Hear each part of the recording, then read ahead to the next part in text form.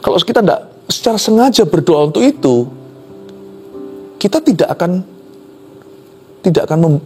membuka diri untuk pewahyuan baru. Kalau kita tidak sengaja menaikkan doa demikian, nanti ada hal-hal tertentu dalam diri kita yang kita abaikan. Penting loh, kita itu berjaga-jaga terhadap diri kita sendiri. Sebab lawan orang itu seringkali adalah dirinya.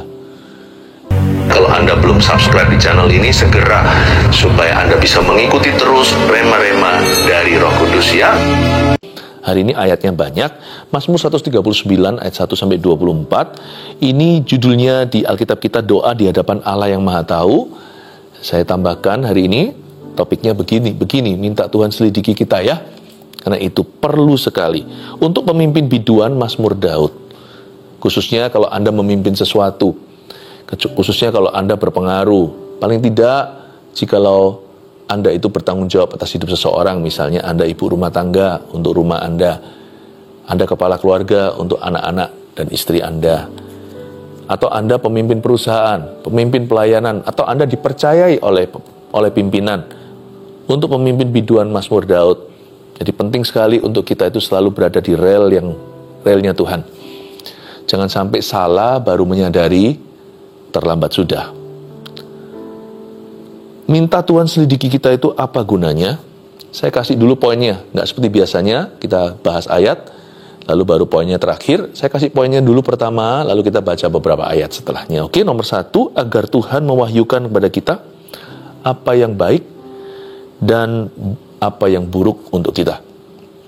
Jadi, minta Tuhan selidiki kita itu supaya kita dapat pewahyuan tentang diri kita sendiri. Apa yang baik dan apa yang buruk untuk kita. Ayat pertama, Tuhan engkau menyelidiki dan mengenal aku. Siapa yang paling kenal kita lebih daripada ibu kita mengenal kita? Tuhan Yesus. Engkau mengetahui kalau aku duduk atau berdiri. Engkau mengerti pikiranku dari jauh. Kalau ada satu pribadi yang bisa membaca pikiran kita, kita telanjang sama sekali di hadapannya, seperti Adam dan Hawa. Siapa itu? Tuhan pencipta kita. Engkau memeriksa aku kalau aku berjalan dan berbaring. Segala jalanku kau maklumi. Kau maklumi di sini bukan salah orang itu saya maklumilah. Itu bukan berarti Tuhan menerima dosa-dosa kita. Bukan. Segala jalanku kau maklumi di sini maksudnya tidak ada kejutan buat Tuhan. Tuhan tahu kecenderungan kita. Tuhan juga tahu kelemahan kita. Tuhan juga tahu di mana kita rawan salah. Dan bahkan Tuhan juga mengerti kelebihan-kelebihan kita. Kerap kali yang kita sombongkan itu loh, yang kita banggakan. Sebab sebelum lidahku mengeluarkan perkataan, ayat 4, sesungguhnya semuanya telah kau ketahui ya Tuhan. Bahkan ya, Tuhan tuh saking maha taunya. Bukan hanya tahu apa yang akan terjadi. Bukan hanya tahu kita seluk-beluk kita, tetapi Tuhan juga tahu masa depan kita. Bahkan perkara-perkara yang belum terjadi itu bukan Tuhan menebaknya, Tuhan sudah punya pengetahuan sempurna. Ya sudah, kita nggak perlu menyelidiki Tuhan. Lalu kita berkata, lalu kenapa kok Tuhan masih ciptakan Adam dan Hawa? Jangan coba otak-atik kedaulatan Tuhan. Kalau kita tahu apa-apa tentang kedaulatannya, bukankah kita yang jadi Tuhannya? Saya nggak tahu ya, nggak semua punya jawabannya. Kalau Tuhan tahu begini, begitu, kenapa Tuhan masih menciptakan manusia? Kalau Tuhan tahu aku nanti bakalan dosa, kenapa Tuhan masih begini? Yang penting saya bersyukur, Tuhan tahu loh, saya ini orangnya kayak apa, masih aja Tuhan cinta. Bukankah begitu harusnya kita berpikir? Pikirannya jangan sampai seperti tali kusut. Pikiran itu harus lurus. Jangan jadi Tuhan. Belajar untuk mawas diri dan rendah hati, dan berterima kasih kepada Tuhan. Jangan taruh curiga yang salah, sebab Tuhan itu tidak pernah salah. Nanti ada dosa ataupun pertukaran bayangan padanya. Jadi kalau mau selidiki kalau kita mau menyelidiki, lebih baik kita yang diselidiki. Kalau kita menyelidiki Tuhan, kita bisa tersesat dalam pikiran sendiri. Tapi sekali lagi, Tuhan itu saking maha taunya, Tuhan itu tahu suatu perkara sebelum kejadian. Nggak seperti kita yang hanya bisa memprediksi. Tuhan itu tahunya itu seolah-olah sudah terjadi. Sebab sebelum lidahku mengeluarkan perkataan, sesungguhnya semuanya telah kau ketahui ya Tuhan.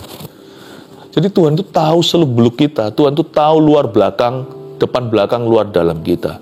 Dari belakang dan dari depan, engkau mengurung aku dan engkau menaruh tanganmu ke atasku. Lihat itu. Luar, dalam, depan, belakang, Tuhan mengerti kita. Saya jadi ingat mama saya pernah bercanda dulu untuk mengingatkan bahwa mama saya itu memahami dan mengerti anak-anaknya. Suatu hari mama pernah ngomong gini, Lip, itu panggilan saya waktu kecil, kamu itu ususnya berapa senti, mama tahu. Saya waktu kecil nggak ngerti, saya kira sungguhan, masa sih ma? Apalagi waktu saya belajar di sekolah, ternyata usus kita itu ya, kalau di beber begitu bisa panjangnya itu, bisa bermeter-meter. Saya kira mama sakti, ternyata itu hanyalah suatu figuratif speech atau kata-kata kiasan. Seperti mama mau memberitahu saya, mama itu sayang bahwa ibu saya itu sangat memahami pergumulan-pergumulan saya, jangan saya merasa sendirian. Apalagi Tuhan, dari belakang, dari depan, engkau mengurung aku. Kan Tuhan yang menenung kita dalam kandungan ibu. Dan engkau menaruh tanganmu ke atasku. Tuhan tuh tahu. Tuhan tuh tahu kita. Lebih kenal kita daripada yang kita kira. Bahkan, kita kadang-kadang sok tahu sama diri sendiri. Wong yang mana yang baik, yang mana yang buruk aja kadang-kadang kita kurang mengerti. Bukannya berkali-kali manusia jatuh dalam berbagai macam kecanduan. Lalu membuat keputusan-keputusan yang konyol serta bodoh. Kita itu nggak tahu apa-apa tentang diri sendiri. Percaya nggak?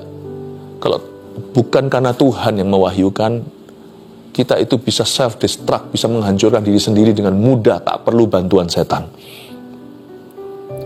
Ternyata kita kira kita paling mengenal diri kita. Bukan. Bahkan bukan ibu kita atau mama kita. Tapi Tuhan Yesus yang menciptakan kita dan menebus kita. Terlalu ajaib bagiku pengetahuan itu. Terlalu tinggi, tidak sanggup aku mencapainya. Itu dia. Kadang-kadang kalau saya mikirkan, renungkan, baru 6 ayat aja, seperti mau meledak ini pikiran. Pertama-tama saya nggak ngerti kedaulatan Allah. Kalau Tuhan tahu, kenapa begini, kenapa begitu, saya juga punya beribu-ribu pertanyaan. Tetapi saya tidak mau mengizinkan hati saya terganggu oleh itu, apalagi oleh roh bimbang dan ragu. Saya belajar untuk menghamba sama Tuhan Yesus dan berkata, Lord, you are great, engkau besar. Engkau maha tahu Tuhan. Aku yang tidak tahu apa-apa ini, sedikit yang ku tahu dari firman-Mu akan aku pertanggungjawabkan. Pengetahuan yang benar yang ku terima, apa yang Tuhan izinkan saya ketahui di hidup ini, saya pastikan respon hatiku betul. Saya pastikan keputusan-keputusanku sesuai dengan firman-Mu. Aku tidak maha tahu, tapi dikit yang ku tahu, aku sungguh-sungguh pertanggungjawabkan di hadapan-Mu. Terlalu ajaib bagiku pengetahuan itu. Gak usah berkanjang pada penglihatan-penglihatan. Jangan memikirkan lebih besar, lebih tinggi daripada takaran iman masing-masing kita. Terlalu tinggi tidak sanggup aku mencapainya. Cukup kita mengerti satu hal. Poin pertama tadi, mengapa kita minta Tuhan selidiki hati kita waktu kita berdoa. Waktu kita saat teduh pribadi atau saat teduh bersama. Agar Tuhan pada hari ini mewahyukan sesuatu yang fresh atau sesuatu yang segar kepadaku tentang diriku sendiri. Sehingga aku jadi taunya dari hikmat Allah, apa yang baik untuk saya, apa yang kurang baik untuk saya, apa yang benar untuk aku, apa yang salah untuk aku lakukan. Karena tidak segala sesuatu tertulis dalam kitab suci, contohnya hobi. Mana saya tahu kapan saya berlebihan dalam satu aktivitas, hidupku mulai tidak seimbang. Kadang-kadang aku sendiri nggak mengerti, hati saya itu sudah terseret dosa tanpa saya sadari. Belum sih sampai jatuh melakukan sesuatu, belum sampai ada tindakan atau perbuatan yang merugikan orang lain, tapi mungkin hatiku perlahan-lahan sudah mulai mengingini apa yang dimiliki oleh sesamaku, yang Tuhan tidak pernah berikan kepada saya. Itu milik orang lain atau milik tetangga. Kalau saya tidak masuk hadirat Allah, secara sengaja naikkan doa, seperti pemazmur ini, Tuhan selidikilah aku ya Allah, dan kenalah hatiku, ujilah aku dan kenalah pikiranku, pikiran-pikiranku. Lihatlah apakah jalanku serong, dan tuntunlah aku di jalan yang kekal. 2 ayat terakhir daripada Mazmur yang kita baca hari ini. Kalau kita tidak secara sengaja berdoa untuk itu, kita tidak akan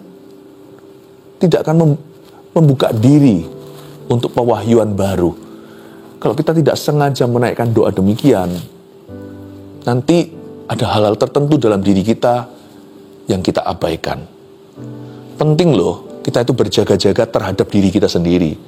Sebab lawan orang itu seringkali adalah dirinya. Penting kita berwaspada terhadap diri sendiri. Kadang-kadang kita jatuh tanpa seorang pun menjegal kita.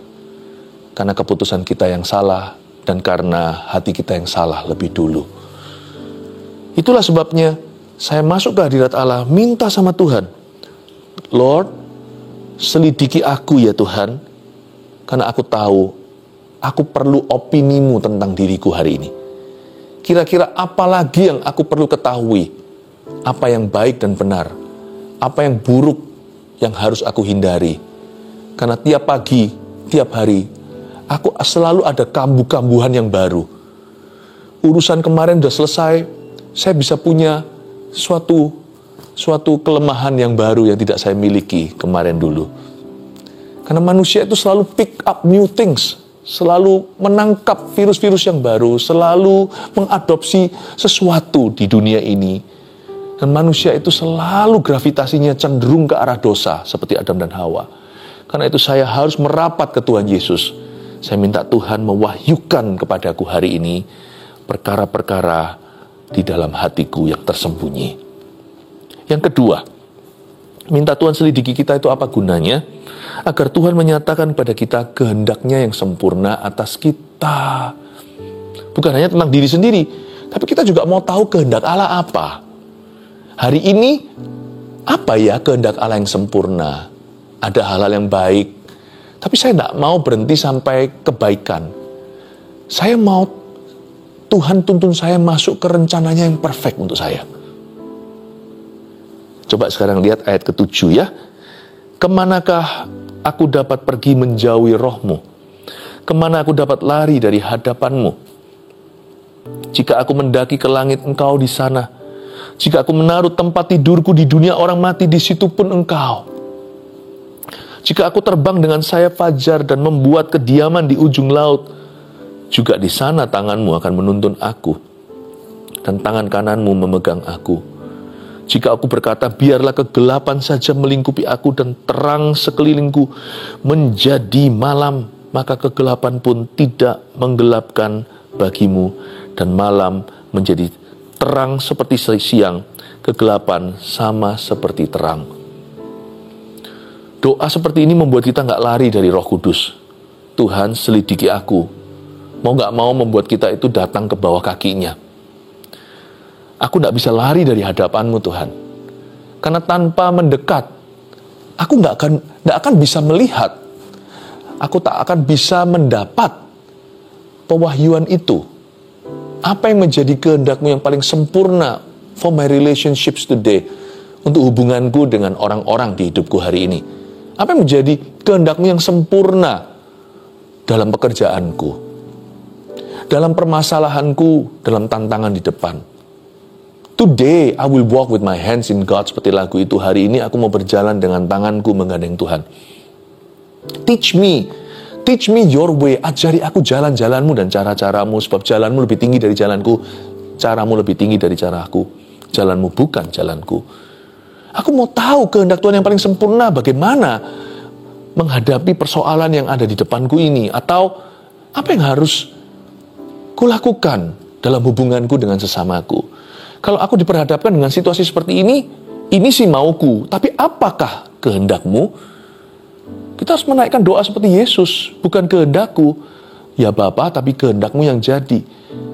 Kalau aku sih pasti begini, tapi bagaimana dengan Tuhan? Kalau Tuhan di posisiku, kira-kira Tuhan akan katakan apa? Tuhan akan buat apa? Tuhan akan lakukan apa? Tuhan, kemana aku dapat pergi menjauhi rohmu? Kalau aku terbang dengan sayap fajar, kau selalu ada di sana untuk menuntun aku, dan tangan kananmu memegang aku. Aku minta Tuhan Yesus, engkau tuntun aku masuk rencanamu yang ajaib. Tapi masuk dulu ke rencanamu yang sempurna. Ketika aku sempurna berada di poros kehendak Allah, keajaiban demi keajaiban boleh terjadi. Penyertaan sudah pasti menjadi my experience atau pengalamanku dengan Tuhan. Jika aku berkata, biarlah kegelapan melingkupi aku, kadang-kadang kan kita bingung ya. Don't know what to do, I cast all my cares upon you. I lay all of my burdens down at your feet. Anytime I don't know what to do, I will cast all my cares upon you. Ini lagu bahasa Inggris, lagu kuno yang saya sering nyanyikan kalau saya tidak tahu what to do, ketika saya tidak tahu harus melakukan apa. Aku lemparkan semua concern, kekhawatiranku kepadamu. Aku taruh semua bebanku di bawah kakimu. Ketika aku tidak tahu what to do, apa yang harus kulakukan Tuhan, aku akan lemparkan diriku kepadamu. Tuntunlah aku. Maka kegelapan pun tidak menggelapkan bagiku. Kadang-kadang kita confused, kadang-kadang kita itu bingung, Tuhan, aku tidak tahu loh aku siapa. Aku dihimpit, aku terjepit, maju salah, mundur salah, melakukan ini salah, nggak melakukan apa-apa juga salah. Tuhan, I don't know what to do. Doa ini, selidiki aku Tuhan, kenali pikiranku. Aku lagi kalap nih, lagi panik, lagi overthinking, lagi panic attack, lagi serangan fajar. Tuhan, kenali pikiranku. Jangan panik dulu, naik banding. Ujilah batinku, kenali pikiranku. Lead me, lihatlah jalanku ada yang serong nggak. Luruskan aku, kalau ada pemikiranku yang salah, berfirmanlah, kasih aku rema, beri aku pengajaran. Kadang-kadang mungkin bukan khotbah, tapi mungkin ada satu kata di dalam khotbah itu, atau waktu kita baca ayat, ada satu kalimat yang melompat.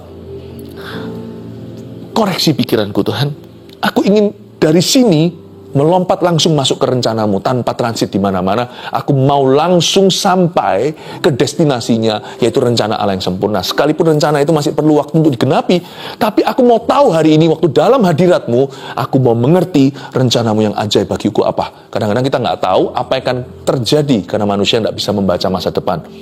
Tapi kadang-kadang yang disebut rencana Tuhan yang sempurna, kekinian yang sekarang juga kita bisa ketahui waktu kita masuk hadirat Allah adalah Tuhan koreksi attitude atau sikap hati kita yang salah. Kita belum tahu nanti ke depan seperti apa, tapi kita langsung mengerti kehendak Allah yang paling sempurna untuk saya sekarang adalah bersyukur dalam keadaan saya. Tiba-tiba kita dibuat mengerti dan dicelikkan mata hati bahwa bersyukur dalam segala keadaan adalah kehendak Tuhan yang perfect for me right now, detik ini. Setelah kita bersyukur,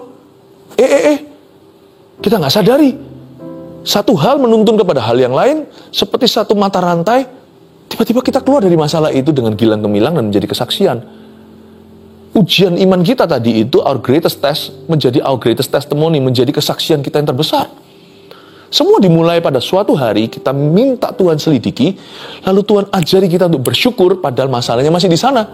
Tapi waktu kita mulai bersyukur, kita sudah nggak di situ lagi. Tuhan bawa kita lanjut dalam rencananya. Satu hal demi satu hal terjadi, kebetulan demi kebetulan terjadi, mujizat tanpa tanda tangan Tuhan. Mulai kita alami satu persatu, kita ketemu ini, ketemu itu, koneksi ilahi di waktu yang tepat, ketemu orang yang tepat. Kita menoleh ke belakang, kok bisa ya? Bukan hanya aku survive dan bertahan, aku menang, lebih dari pemenang. Itu loh, jikalau aku terbang dengan sayap fajar. Kalau kita itu duduk di bawah kaki Tuhan dan berkata, selidiki saya, tuntun aku. Wow, sebab engkaulah yang membentuk buah pinggangku, ayat 13, menenun aku dalam kandungan ibuku. Aku bersyukur kepadamu oleh karena kejadianku dahsyat dan ajaib. Ajaib apa yang kau buat dan jiwaku benar-benar menyadarinya. Berkali-kali ada kata ajaib, ajaib, ya ajaib, ajaib. Tidak akan kalah ajaib kalau kita berserah sama Tuhan. Tidak kurang-kurang keajaibannya. Tulang-tulangku tidak terlindung bagimu ketika aku dijadikan di tempat yang tersembunyi dan aku direkam di bagian-bagian bumi yang paling bawah. Dalam kepanikan saudara, jangan kira bahwa Tuhan akan panik juga. Karena Tuhan itu yang merekam kita di bagian bumi yang paling bawah, di tempat tersembunyi. Jadi bagi Tuhan tidak ada kejutan. Apa yang boleh keluar dari diri Anda dan saya itu tidak ada satupun merupakan surprise atau kejutan baginya. Matamu melihat selagi aku bakal anak. Dan dalam kitab-Mu semuanya tertulis hari-hari yang akan dibentuk. Sebelum ada satu pun daripadanya. Tuhan sudah tahu hari-hari kita. Dan bagiku betapa sulitnya pikiran-Mu ya Allah, betapa besar jumlahnya. Jangan coba menyelidiki kedaulatan Allah. Hari ini kita yang diselidiki oleh Allah, bukan kita yang menyelidiki Allah. Tetapi waktu kita memberi diri diselidiki, kita jadi bersyukur punya Tuhan seperti Dia. Dia bukan hanya maha tahu, tapi Dia sangat mengasihi kita, dan Dia punya maksud yang mulia, bukan rancangan kecelakaan, tapi rencana damai sejahtera, memberimu masa depan penuh pengharapan. Jika aku mau menghitungnya, itu lebih banyak daripada pasir. Apabila aku berhenti, masih saja aku bersama-sama Engkau. Coba letakkan tangan di dada seperti ini, katakan Tuhan, nyatakan kehendak-Mu yang sempurna atasku sekarang. Haleluya. Poin ketiga, mengapa minta Tuhan selidiki kita itu sangat berguna? Apa gunanya sebenarnya? Yang ketiga, agar Tuhan menuntun kita di setiap langkah dan keputusan hidup kita. Karena waktu kita on the road ya, jalan langsung di lapangan, itu banyak perubahan karena melibatkan banyak orang. Belum lagi orang jahat segala. Tahukah, Tuhan Yesus itu bukan cuma bird's eye view, atau kalau burung itu kan dari atas bisa melihat semua. Apapun yang terbang di atas, drone contohnya, atau pesawat terbang, itu bisa melihat seluruh dataran.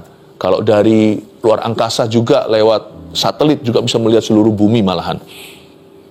Tuhan Yesus itu bukan hanya bird's eye view atau view-nya dari drone itu. Tuhan Yesus itu juga GPS-nya, jalanan ke kiri, ke kanan, tiba-tiba ada kemacetan.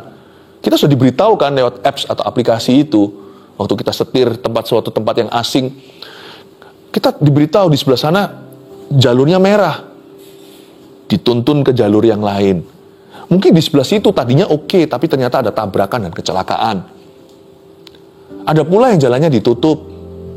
Misalnya ditutup gara-gara ada kejahatan atau ada bencana.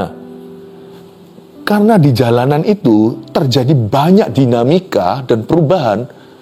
Jangan hanya berhenti sampai di kita dapat pewahyuan tentang diri kita. Oke, aku tahu, aku begini, aku begitu. Ini aku harus hati-hati, di area ini harus waspada.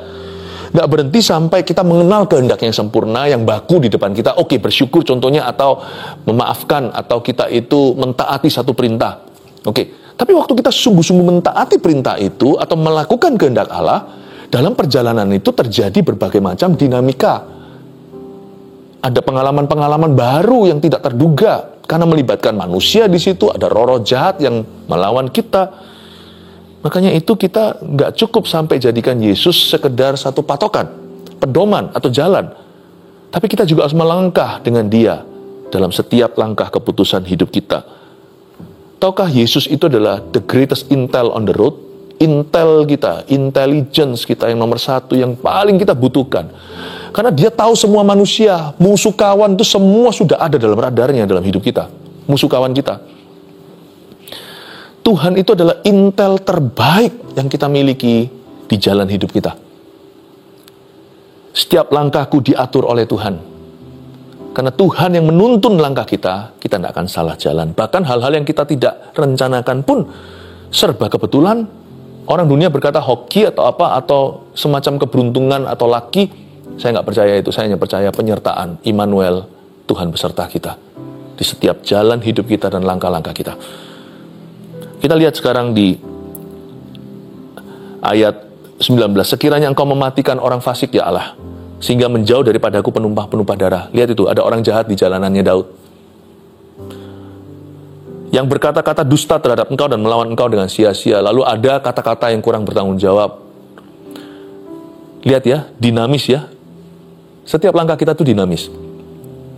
Makanya kalau kita hanya datang ke gereja seminggu sekali, lalu habis itu Yesus disimpan di dalam Alkitab, ilustrasi ini aja ya, ini bahasa kiasan. Kita datang ke gereja, lalu habis itu see you next week Tuhan Yesus, lalu Senin sampai Sabtu kita tidak libatkan Tuhan, rugi kita. Kita tahu kehendak Allah, tapi Senin sampai Sabtu kita kecolongan, karena banyak orang jahat, orang fasik, penumpah darah, berkata dusta, yang melawan Tuhan, melawan kita dengan sia-sia. Masa akan aku tidak membenci orang-orang yang membenci Engkau ya Tuhan, dan tidak merasa jemu kepada orang-orang yang bangkit melawan Engkau? Aku sama sekali membenci mereka. Ini bukan mengajari orang untuk benci ya. Ayat ini berkata membenci kefasikan maksudnya. Mereka menjadi musuhku. Selidikilah aku ya Allah, dan kenalah hatiku. Ujilah aku dan kenalah pikiran-pikiranku. Lihatlah apakah jalanku serong. Karena sangat gampang sekali kita drifting atau bergeser. Tanpa disadari, manusia bisa menyeret kita. Setan bisa menggoda. Belum lagi daging kita ini, kedagingan kita sendiri bisa mengkhianati kita dari dalam. Kadang-kadang apa yang kita izinkan, itu berupa kompromi-kompromi kecil. Yang kita remehkan, itu bisa membawa kita serong jalan. Makanya itu setiap langkah itu, saya mau hubungan saya dengan Yesus itu seperti ini loh. Lekat di hatimu, Tuhan. Saya sama Yesus bukan agama seminggu sekali, atau hanya sekali-kali doa, lalu simpen Tuhan di kamar. Tapi saya ajak Tuhan keluar. Di mana Dia berada, aku berada di situ. Aku hanya mau berada di mana Dia berada. Apa yang merupakan kehendaknya, aku mau di sana. Kalau aku melenceng, aku minta kembali, bertobat namanya. Tetapi saya juga berharap Tuhan bersama dengan saya di mana saya berada. Di kantor, ketika ketemu orang, setiap hari, aku tidak bisa hidup di luar Tuhan. Tak bisa hidup terpisah dari Dia. Tak ada yang bisa memisahkan kita dari kasih Kristus. Itu berarti bawa Tuhan kemana-mana. Dan izinkan Tuhan untuk memimpin Anda. Lihatlah apakah jalanku serong, dan tuntunlah aku di jalan yang kekal. Ini yang saya sebut sebagai Jesus on the road. Yesus di jalanan dengan kita. Luar biasa. Dari ayat ini, saya diingatkan Tuhan untuk selalu hidup dekat dengan Allah. Hanya dekat Allah saja, aku tenang, daripadanya lah keselamatanku. 3 poin sini, saya ulang kembali sebagai review, summary atau ringkasan apa yang telah kita pelajari. Minta Tuhan selidiki kita itu sebenarnya apa gunanya sih? 1, agar Tuhan mewahyukan kepada kita apa yang baik dan buruk untuk kita. Self-discovery, yaitu self-discovery itu apa? Pemahaman diri, tapi dari sudut pandang Allah. Itu yang paling benar. Dari sudut pandang Tuhan. Karena Tuhan yang paling kenal kita. Luar dalam, Tuhan tahu isi kita, Tuhan tahu panjang usus kita. Gitulah ceritanya. 2, minta Tuhan selidiki kita itu apa gunanya? Agar Tuhan menyatakan pada kita kehendaknya yang sempurna atas kita. Itulah sebabnya berdoa selidiki aku itu tidak berhenti sampai ke aku. Itu sampai ke rencananya yang ajaib. Sebab Tuhan gak pernah menuntun kita pada diri kita. Tuhan selalu menuntun kita pada rencananya. Ya, Tuhan itu bukan psikiater, but Tuhan itu perfecter of our faith. Dia yang menyempurnakan segala sesuatu di hidup kita. Yang ketiga, minta Tuhan selidiki kita itu apa gunanya? Agar Tuhan menuntun kita di setiap langkah dan keputusan hidup kita. Tiap langkah ikut Tuhan itu harus short range, harus dari dekat, tidak boleh long distance atau dari jauh. Telepon Tuhan itu nggak boleh internasional atau interlokal. Telepon Tuhan itu selalu lokal, selalu berada di sisimu. Mulai ajak Tuhan bicara, mulai berdoa. Ketika masuk hadirat Allah, belajar terbuka. Sebab ketika Tuhan menyelidikimu, yang muncul nanti hanyalah berkat dan penyertaan Tuhan. Tuhan itu sangat mengasihi Anda. 1 Petrus 4 ayat 7. Kesudahan segala sesuatu sudah dekat. Karena itu, kuasailah dirimu dan jadilah tenang, supaya kamu dapat berdoa. Saudara yang terkasih, terima kasih telah mendengarkan firman Tuhan hari ini. Jangan lupa untuk dukung terus channel ini dengan cara subscribe, like, share, dan juga komen, agar saudara kita yang lain juga boleh terberkati. Tuhan Yesus memberkati kita.